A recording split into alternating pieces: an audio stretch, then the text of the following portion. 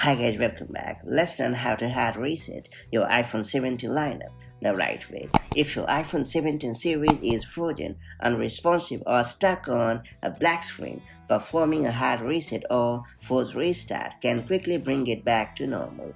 Unlike a regular restart, this process forces your device to shut down and reboot without affecting your data. It's a pretty safe and effective troubleshooting method whenever your iPhone stops responding.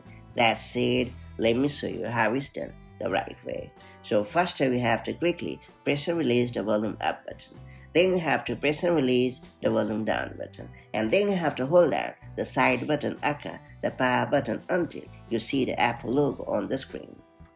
During this process, you will see a slider to power off the iPhone. Now make sure to ignore it and continue holding down the side button until the screen goes black. At that point, the Apple logo will pop up, and after the restart is complete, the screen will activate once again. It's worth pointing out that forced restart process prevents you from having to shut down the iPhone entirely, which takes a few more steps and takes longer to boot up again. It's a pretty simple fix that often resolves temporary glitches without deleting your data. Now that you have unlocked this super handy method, make the most of it as and when the need arrives, and I'll catch you up in the next one.